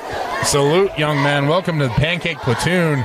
Flattens the defender off the pull, and Well, there wasn't any gain on that. We can see that the physicality is really picking up here, Trevor. Forget about Waffle House. It's time to open up Pancake House. I know there is a place that is like that, but... Internationally, actually. Yes. House of pancakes. Yes, indeed. As you see, the Fremont Silverwolves put up a sausage dam there, trying to limit any more kind of drive in that run game, and a well-timed stop there, because now it's going to leave this Brighton offense with call it third and long, and a situation they haven't had to throw the ball a lot, and really with Celeste Moa back there patrolling in the secondary, it is a dangerous proposition. 3rd and 8. Powell in the gun. Takes the snap. He's able to shift in and out and just can't get anywhere. He'll get back to the line of scrimmage. And Coach Satera is clearly upset going out onto the field, and so is the offensive coordinator. Yeah, understandably so. It's one of those plays where it's a great call, and you see Rice dancing in the backfield there, but he's got his guys. They've got to get moving up front, move those feet. It's a great stop by the Fremont Silverwolves, able to force the kick. And realistically, what it does is it takes you out of the opportunity to go for it on 4th down. That's what that call was initiated for. Celeste Moa back to receive this punt for Fremont with 4:05 to go and counting. And it'll drop, take a very favorable Brighton bounce. Once again, inside the 20. That punter's been on fire as that goes down to the 5-yard line. So 95 yards of field here coming up for Fremont's offense. Just an impressive job there. Didn't grab a number. I think it's number 42, if I'm not mistaken. Evan Price there, the punter. Really benefited by the roll there, and that we've seen that a couple times on both sides, where this turf is a little bit older, right? And so as it flattens out a little bit, you get a little more bounce and roll. But Tom Hackett would be proud. He would approve. Showing pressure, and Jackson Nettleton is able to bring down the ball carrier, and that is Chase Blanche. Good to see him back in. He came out earlier in that second quarter with an injury. Good to see him back in the lineup. And glad to see he's okay and able to pick up 3 yards there. But for Fremont, that's the mission now, is you've got to try and stretch that 3 into 6 and then to 9. 1st down would be so fine. 2nd and 7. Nearing the 3-minute mark here in the 3rd, and a false start. Can't catch a break if you're Fremont. It's been a back and forth. It's been a bit of a chess match, right? And I think coaches love that kind of stuff. The minutia of the game where they can really dig in, and you see Brighton trying to stunt and stem, and Fremont's trying to use dummy snap counts, and it's been a real back and forth affair in that one. It goes against Fremont in a very untimely situation. Pin back. 2nd and 11. Back at their own 3. Tuatagaloa in the end zone. Pressure coming. Tries to go out to his tight end, and he did catch it, but it's a gain of 2 by Dean Hall. Still 3rd and 9 coming up here, Brian. And good job to pick up the yards that they amassed because of the penalty, but we talked about it. Brighton's been excellent on 3rd down, a situation where Fremont's been so good all year long. Just finding Celeste Moa, have to wonder if they look to him or Slade Parker on this play. Slade Parker alone near the bottom of your screen. Tuatagaloa overthrows 2 guys, and neither of them could haul it in. That was either number 35, Cole Walton, or Dean Hall. And on that one, it's just, it looked like the turf monster may have gotten the receiver a little bit as they stumbled out of their break. And that's the part that really has been surprising about this Fremont offense. They never really caught a rhythm, right? Other than that one touchdown drive at the end of the half, and I think that one was more just because Celestimo was so wide open on that deep bomb, and credit to Brighton for providing the pressure. Pinned back deep as Matheson calls for a fair catch. Still in Fremont territory, but it'll be at the 46-yard line. But Brian, you're kind of, I kind of like observe it as the punt unit was coming out for Fremont. You're seeing some of the offensive players just come along this near sideline, and they just look deflated and frustrated and all kinds of bad emotions. There's a lot of that, right? And it's so many of these guys go both sides of the ball, but really what it is that Brighton defense has been so physical throughout the course of this game, and it starts to wear on you as a player. You start to doubt if you really can pull it out, and now with the Bengals getting the ball back here, this is a great opportunity for them to add to that lead. 11 personnel look here. Palapoy going deep and goes incomplete. It was intended for Mason Linton. So taking a shot on first down, no harm in that. With a minute 51 to go here in this third quarter, winner will take on Springville and Brighton at Rice-Eccles Stadium at 2:30 next Thursday. And we'll go ahead and get an update on those scores as we go along here. So I'll pull it up on the free KSL Sports app. Shameless plug there. Matheson to the 45-yard line, and gain of they mark him down at the 44, so it brings up 3rd and long.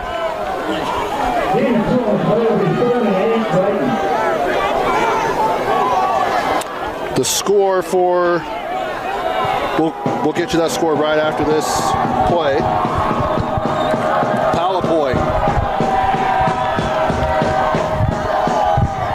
He's got Vele to his right.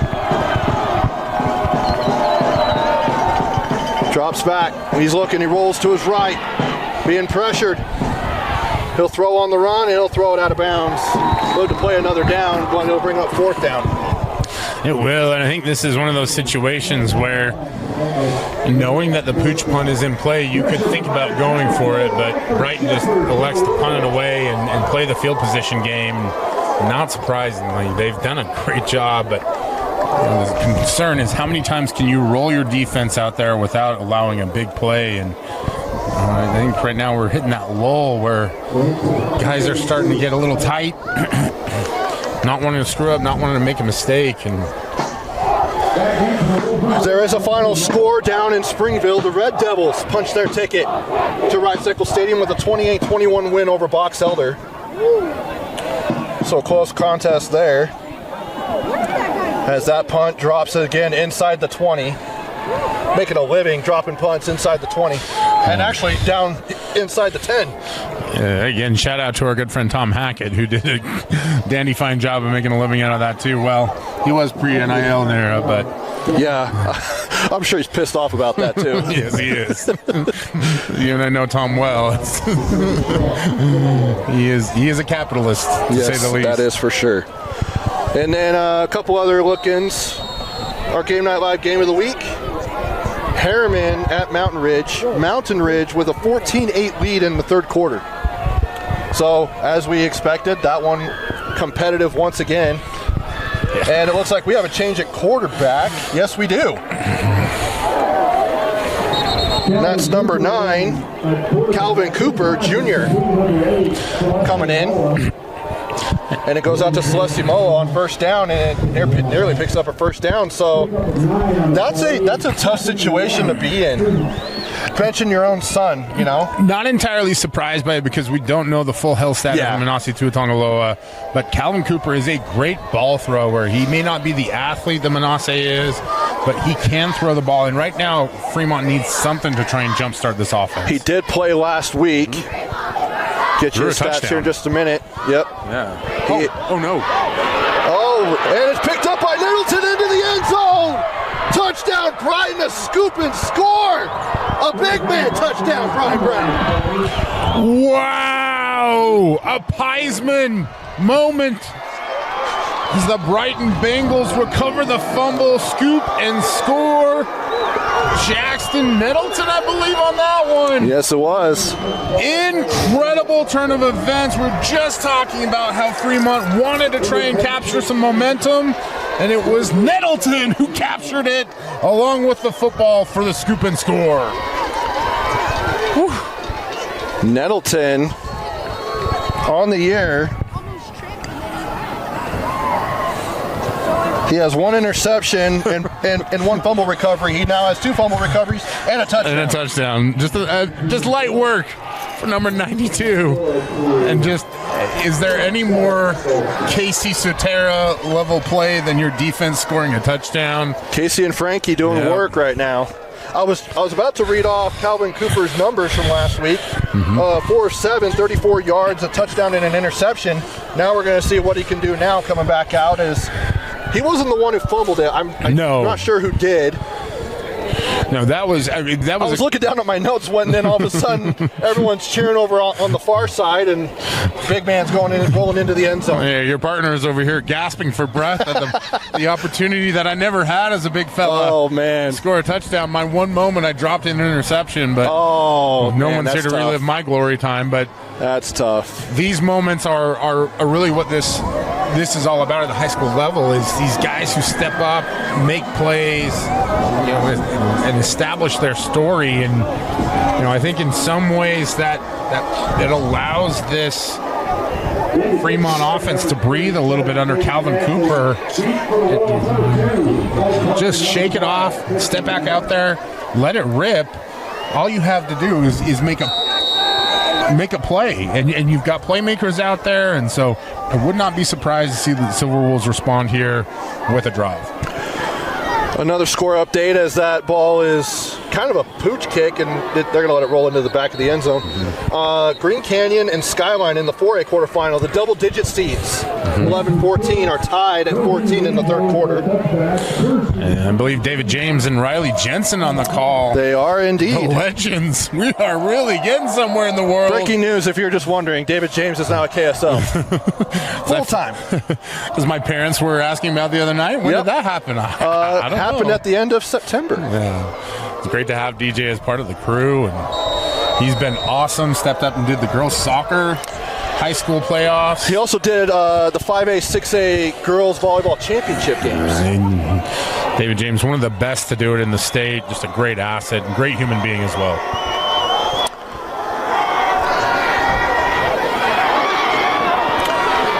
And Cooper, he is dropped, but not before picking up at least 2 yards on second down.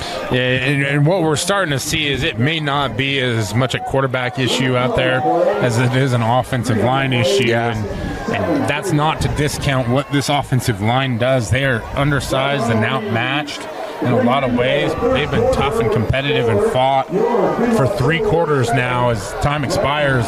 It's just that Brighton defense, Trevor, is animalistic right now, and they want to eat. Brian, hold up the 4s. We head to the fourth quarter, 12 minutes to go to decide who will go to Rice-Eccles Stadium. We'll find out after this here on the Rewind Sports Network on KSLSports.com. Oh, is that the problem? Okay, yeah. 12 minutes remaining here. Potentially 12 minutes. It could be maybe extra. But 20-7 is our score. Brighton with the lead with 12 minutes to go. And Brian, it's been a defensive effort here for the Bengals. It really has. This Fremont offense has been explosive all year. They've been held with 7 points through 3 quarters, Trevor. And this is a group that averages a lot of points throughout the. As it's caught, Taggart Burton, he gets to the outside. He's off to the races, to the 10, into the end zone. Touchdown, Fremont. First play of the fourth quarter. And Calvin Cooper connects with Taggart Burton for 6. Calvin Cooper, write your legend, young man. Go find Taggart Burton on a deep pass. Taggart, you go find the end zone, and let's go get 6 on the board. It's a great job by the Fremont Silverwolves out of the third, fourth quarter break.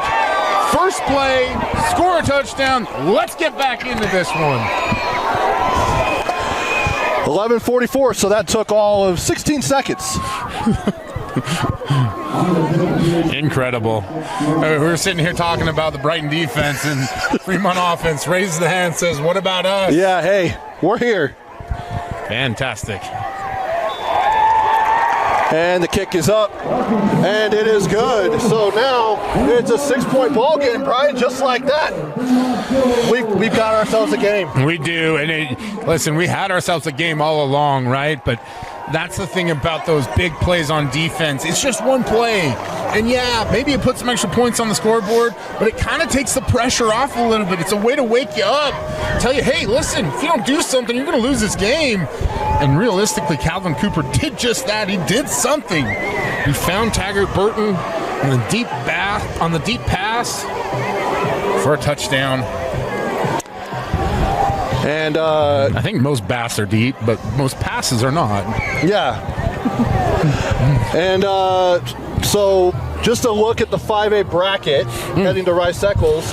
West has already punched their ticket with a 14-3 win. Correct. Over Bountiful. Woods Cross is down 28-0 to Orem right now. Wow. And we obviously have our game here, and Springville has punched their ticket. So they will play the winner of this game. Orem, as it looks right now, will play West in the semifinals, in that first semifinal on Thursday morning. Yeah, without a doubt, two of the most talented teams in 5A, and it's the weird part about the brackets is you're seeing some of the best teams matching up.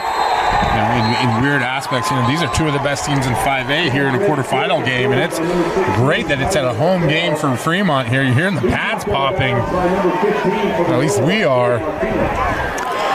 You know what is awesome though, Brian? I feel like 5A, especially coming into the season, it was West, Fremont, Orem. Those were kind of the powerhouses. That hasn't the been names the case we this knew, year. right? Yeah, that hasn't been the case this year.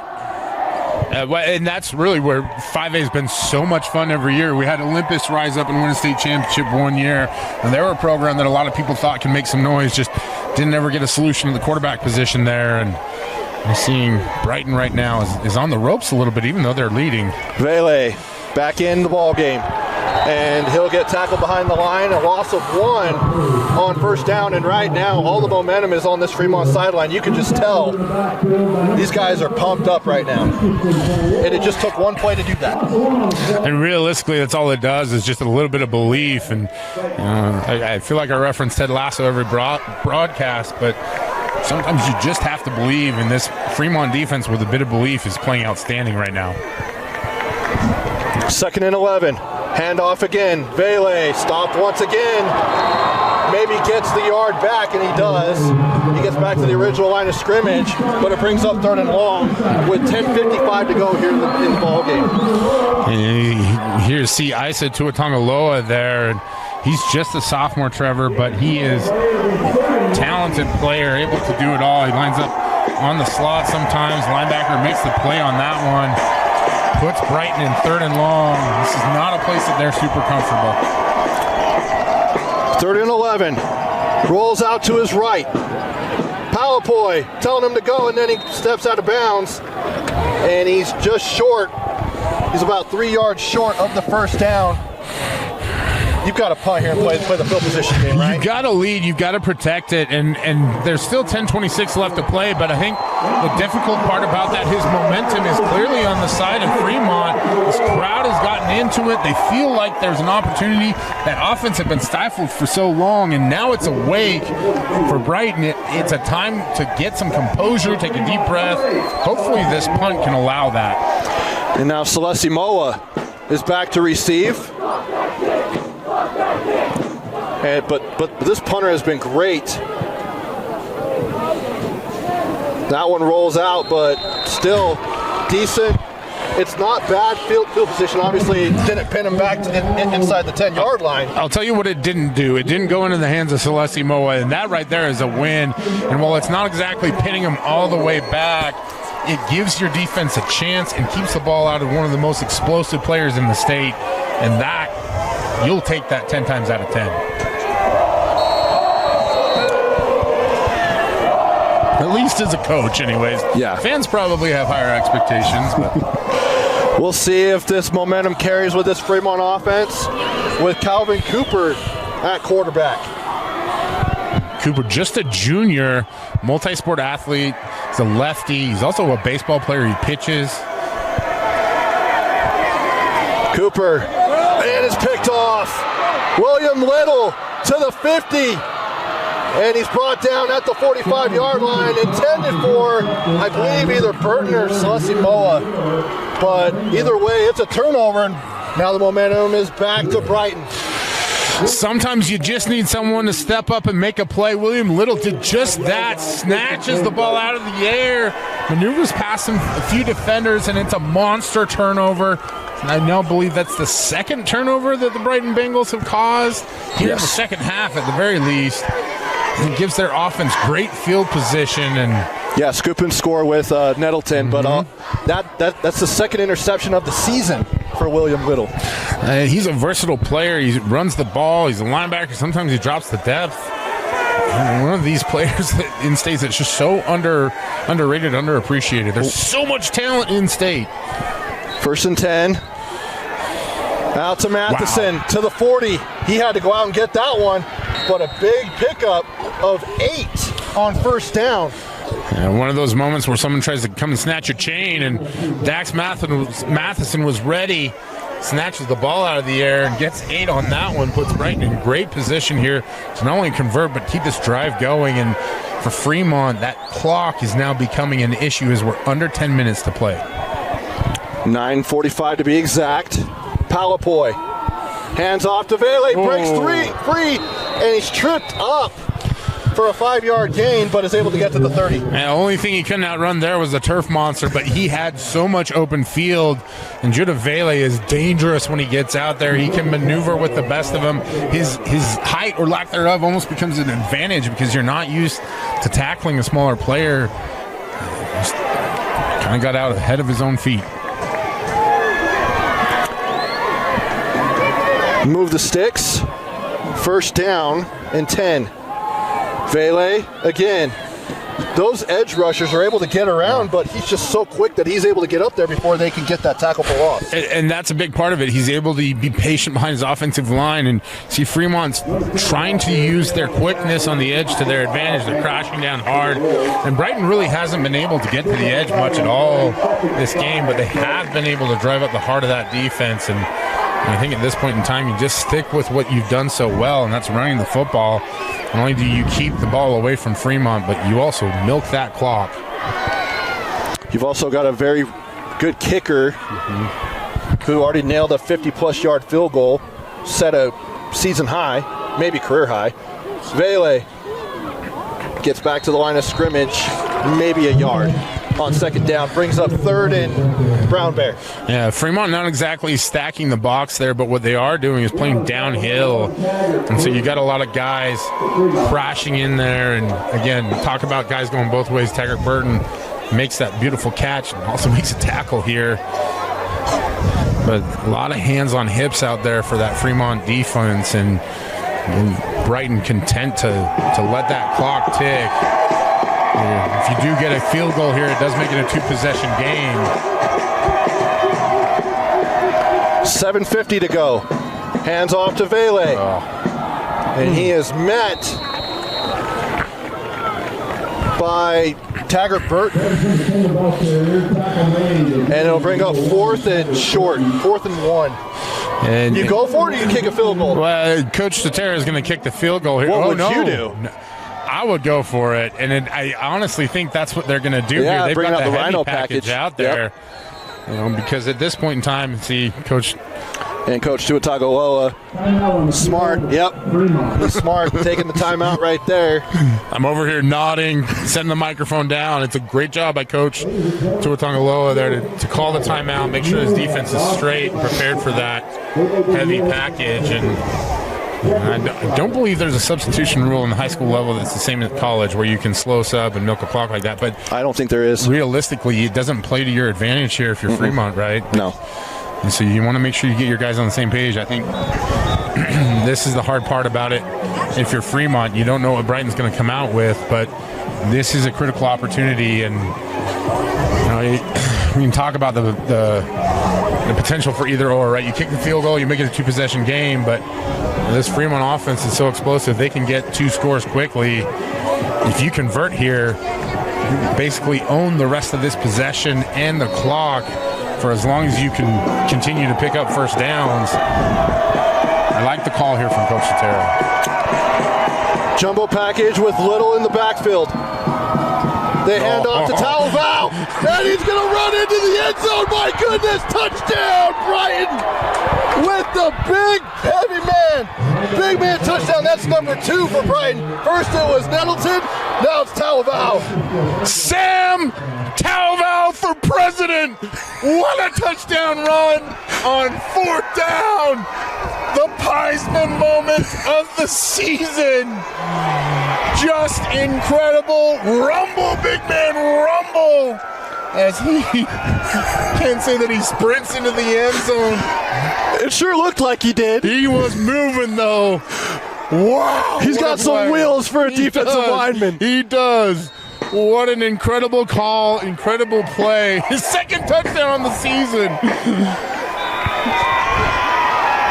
I gotta say, I don't know if Fremont expected that. I didn't expect it. Yeah, I didn't thought we were either. going to get a QB sneak, or it looked like it was Little was lined up in the backfield.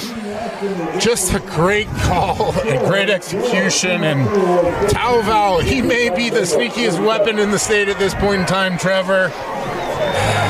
Move that man to running back next year. Semi Taulonga, shout out to the Semi squad. He's set the example here. Big man can run, and big man can score touchdowns. Talavao. I gotta say, when Vince Francis pulls up highlights for the Rewind 5 for next week, I think he could pull a category just off big man touchdowns from this game. Incredible. Shout out to all my brethren of the girth out there. What a moment for us. Big moment for this Brighton Bengals team as well. We talked about being able to not only just possess the football, but now you make it a full 2-possession game. And such a defining play, right? It really just sucked the momentum out of the stadium, almost sucked the life out of it in some degree. I honestly hope Braden Peterson is watching this game. That man, just like you, would love to watch these plays happen. I think the only thing that Braden Peterson and I love more than good football plays is good food. And even then, it's a tight contest, but just, and this sport is so great. It's so great. And just, the creativity that goes into this. And Brighton has been great all game long, just executing their basic stuff, and you kind of fall into this habit, and it's the old Norm Chowism. Get them leading one way, and in the 4th quarter, you run against it. 27-14 with 7:14 to go here. Fremont up against it as Cooper comes back out after throwing an interception on the last drive.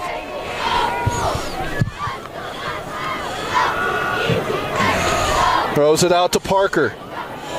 He'll cut back inside before gaining 5 on 1st down. A decent pickup there. Yeah, I like the play, and Slade Parker kind of learned a little bit of a lesson there. You don't want to cut back into the teeth of this Bengal defense because it's gnarly in there, but it's a completion, and it's moving the ball, and it's some tempo, and I think Cooper can build off of this. Cooper, tip, deflected. Slade Parker, did he get a hold of that? He did. He did, my goodness. Wow. While still going down as he's catching it. What a grab there by Slade Parker. A huge hit by Trey Harper there in the secondary. The junior absolutely laid the wood, but an incredible job by Parker to hold on to it, bounce back up, 1st down. No huddle. Goes out to Moa. Seeing if he can make a play. Sheds one tackle and nearly breaks another one. Great leg tackle, holding on to the legs there by number 3, Jackson Thompson. And Jackson Thompson, not a guy whose name we called a lot, but just one of those reliable dudes. Plays every down, does his job. Great job holding on to Moa. He almost broke that. Cooper going to Burton again, one of his favorite targets so far, and he's out of bounds at the 25-yard line. It's Trey Harper on the tackle again, but a little too late. Cooper with that beautiful left-handed throw, drops it right in the basket of Burton, and You were looking for a response, Trevor. Here it is from the Fremont Silverwolves. Not going down without a fight. Here's Cooper again. Ooh. Going up tempo to Bruno, and it's picked off! Trey Harper! My goodness! It was in the hands of Taggart Burton, and then it goes up in the air and into the hands of Trey Harper. Unbelievable turn of events there, and just heartbreaking on the part of the Fremont Silverwolves. You had something going. Just the ball bounces in funny directions. They say that tipped passes are the most opportunistic plays for interceptions. I'll tell you what. That just showed right there. Trey Harper is an opportunistic man, gets the interception and saves what was looking like a eventual touchdown drive for this Fremont offense. And now Brighton has the ball, but I tell you what, I would not put it past this Fremont defense to make something happen here. Fremont has 2 timeouts with 6:04 to go. Palpoy under center. He'll hand off. Oh, no. Breaks free. Here's Heemeyer. And he will be pushed out of bounds past the first down marker, so move the sticks as he's out at the 19-yard line. Man, just a breakdown on the fit as Fremont was trying to make something happen, and Heemeyer's not Vele, right? He's not waiting patiently behind that offensive line. He's not afraid to cut outside. He's a big, powerful runner, and as he does get outside, there's plenty of space for him, and he's able to pick up the first down and get Brighton out of a bit of a hole. Heemeyer in the backfield. Single back. Under center is Palpoy. 1st and 10, under 6 minutes to go. Hands off.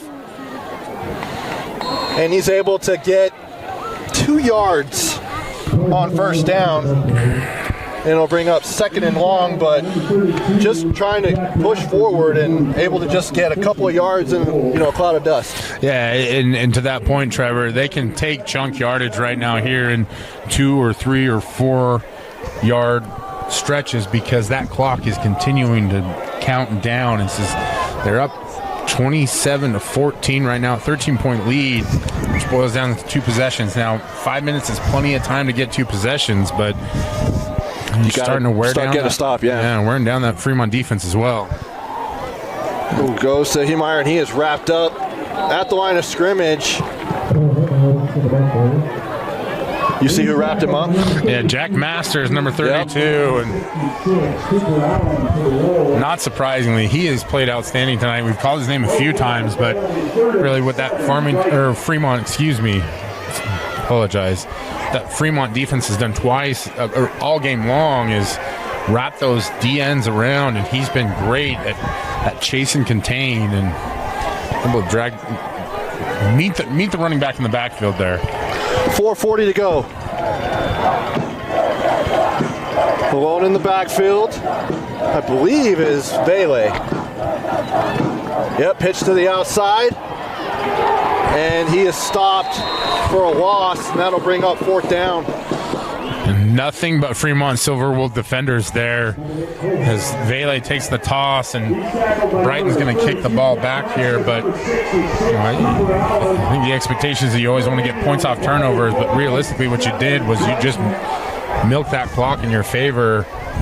Now for Fremont, it's another story. Like, can you respond again? And I have to believe that we saw Cooper do it twice. I believe he's got one more in him. We'll find out. Just looking at this near sideline, coach is tapping the helmet of Taggart Burton, letting him know it's all good.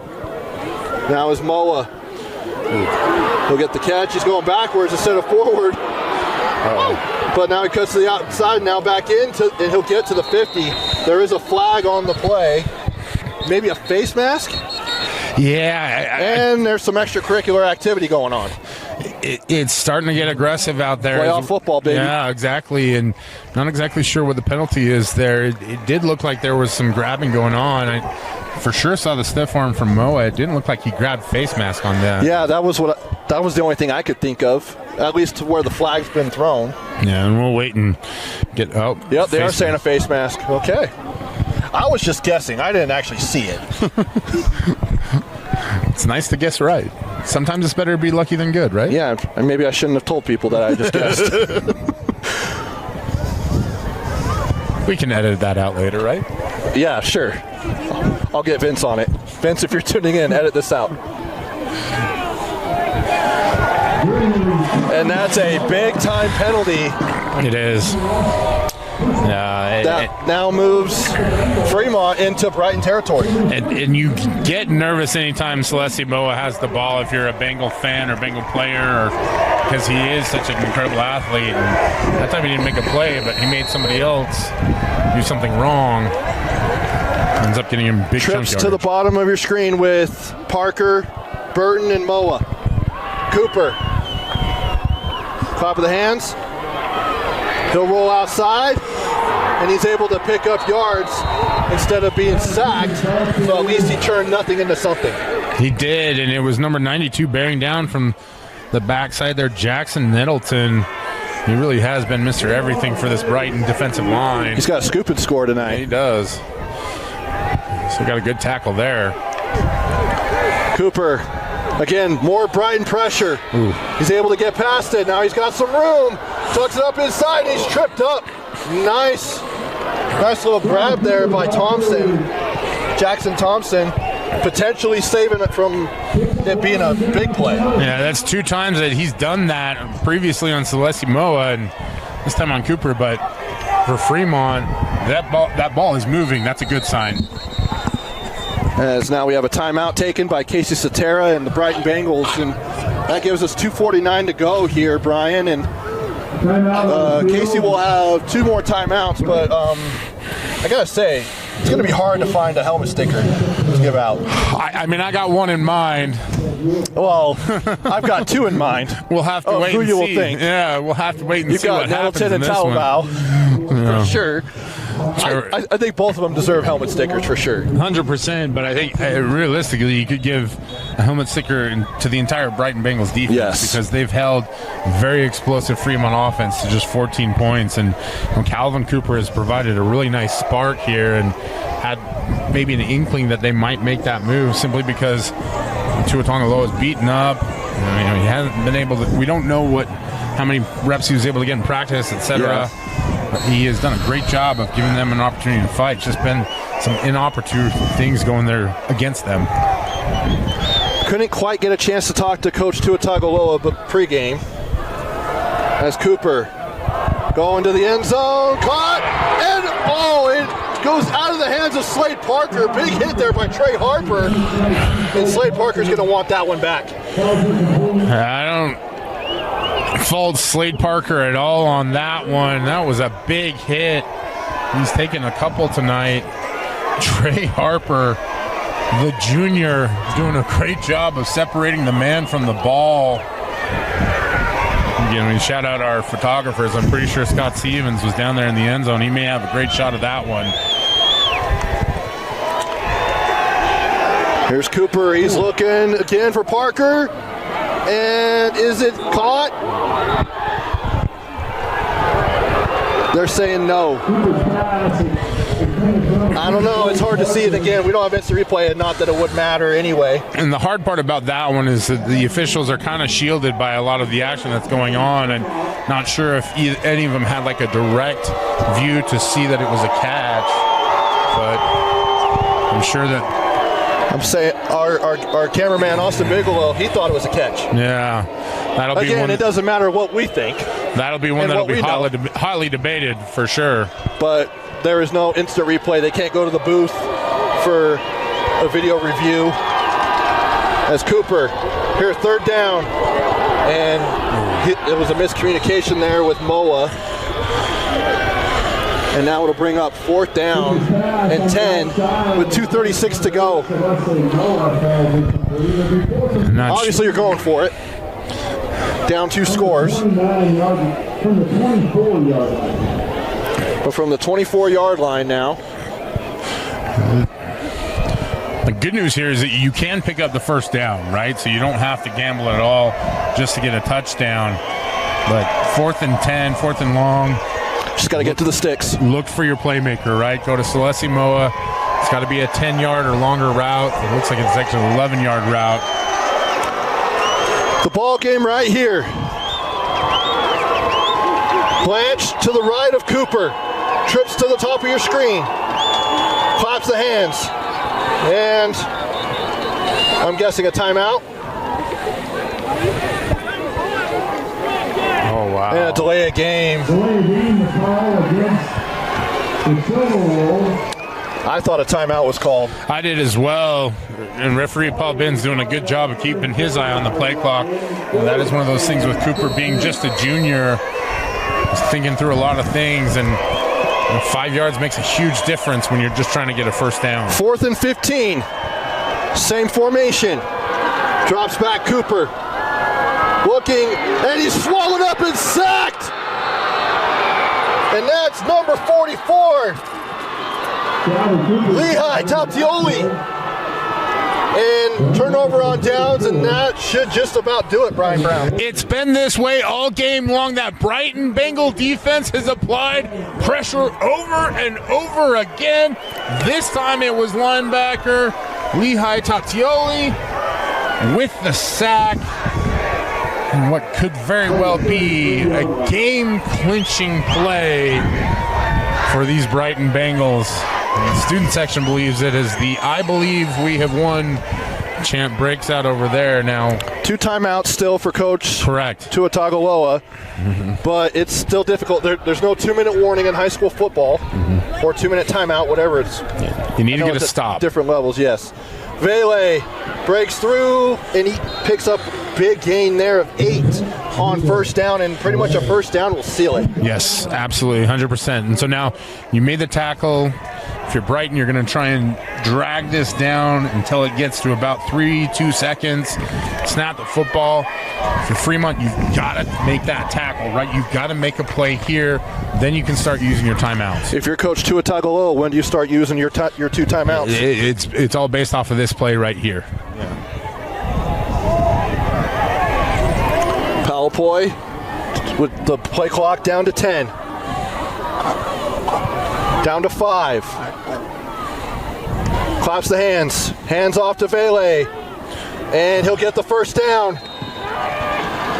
Big time run there for Judah Vele. And that'll move the sticks with 96 seconds to go and counting. And I don't think Coach Tua Tagovailoa is using. Oh, he will use a timeout.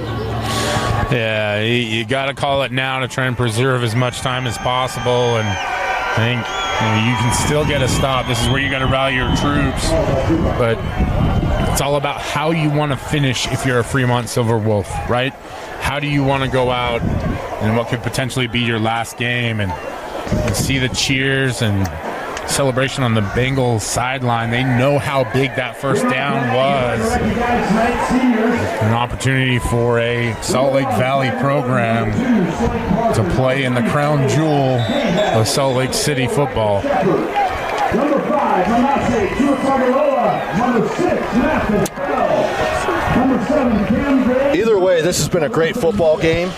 And it's funny, as a Denver Broncos fan, watching the game last night against the Raiders, how much pressure Vance Joseph was bringing. I felt like Frankie Cetera took a page out of Vance Joseph's book, or Vance Joseph took a page out of Frankie Cetera's book. Either or, it was the pressure that really sealed the victory for the Bengals, and it was part of what allowed them to keep this game so close.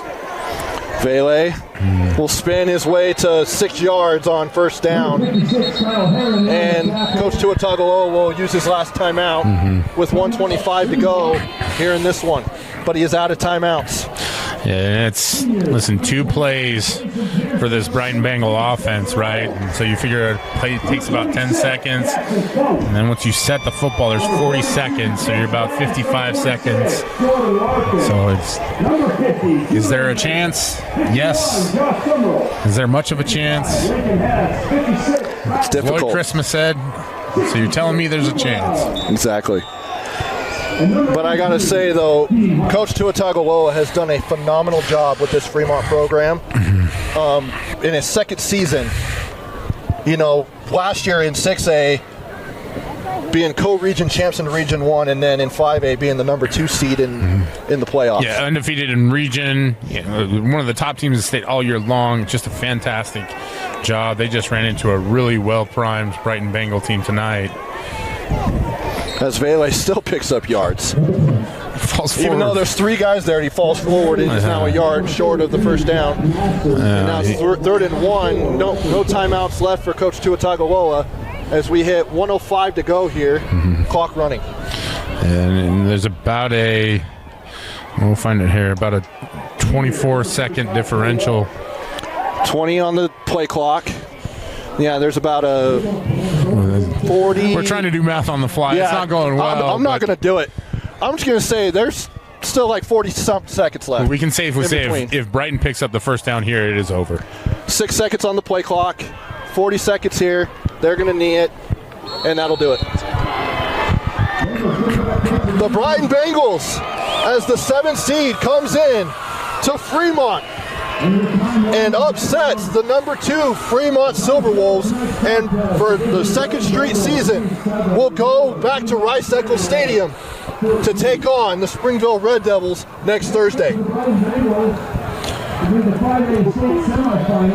Just an outstanding football game.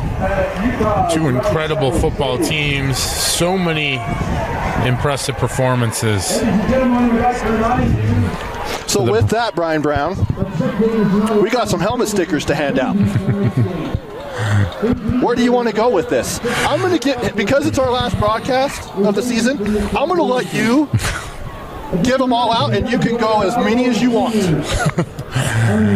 I think that's a tough one, because I think the very first one has to go to Sam Talval. It was the knockout blow, the run. Yes. On 4th and 1, and he scores a touchdown, and it wasn't just like a short yardage run.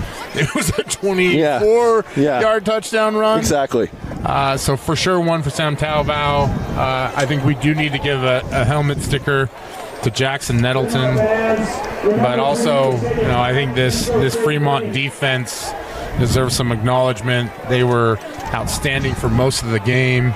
I do want to shout out Calvin Cooper coming in. Manasseh Tuatongaloa, we talked about the injury, right? He never looked like he was himself, and then no surprise there. But credit to him for being a tough kid, giving it a shot, and Calvin Cooper coming in and trying to inject some life into this offense.